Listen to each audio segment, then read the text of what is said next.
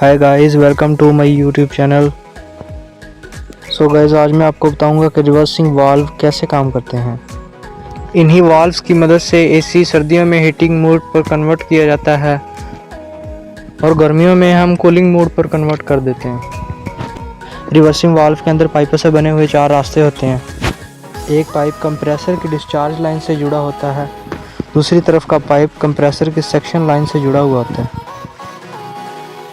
Side में right side का pipe indoor unit के अंदर जुड़ा हुआ होता है और लेफ्ट साइड का पाइप जो है वो आउटडोर के अंदर जुड़ा हुआ होता है। रिवर्सिंग वाल्व अपनी पोजीशन हीटिंग मोड को कूलिंग मोड में कन्वर्ट करने और कूलिंग मोड को हीटिंग मोड पर कन्वर्ट करने के लिए चेंज करता है।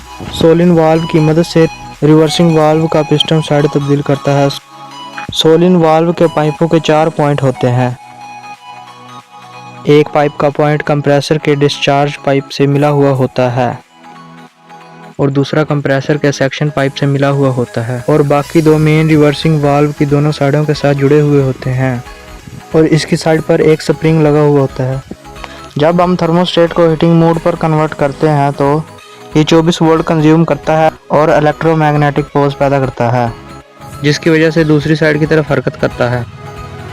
इस दौरान हाई प्रेशर रेफ्रिजरेंट कंप्रेसर के डिस्चार्ज पाइप से रिवर्सिंग वाल्व के अंदर दाखिल होता है और रिवर्सिंग वाल्व के पिस्टन को लेफ्ट साइड की तरफ धकेलता है। पिस्टन के लेफ्ट साइड का हिस्सा कंप्रेसर की सेक्शन पाइप की मदद से रेफ्रिजरेशन को सक करता है।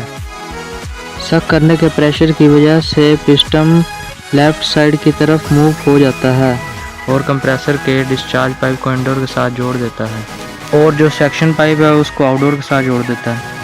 इस तरह आपका एसी हीटिंग मोड पर कन्वर्ट हो जाता है और जब थर्मोस्टेट को कूलिंग मोड पर कन्वर्ट किया जाता है तो जो 24 वोल्ट की सप्लाई सॉलिड वाल्व को मिल रही होती है वो कट ऑफ हो जाती है और जो स्प्रिंग सॉलिड वाल्व के साइड पर लगा हुआ होता है वो दोबारा अपनी ओरिजिनल पोजीशन पे आ जाता है।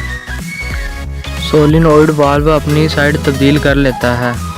इस वक्त कंप्रेसर के डिस्चार्ज पाइप से प्रेशर रिवर्सिंग वाल्व के पिस्टन को राइट साइड की तरफ धकेलता है।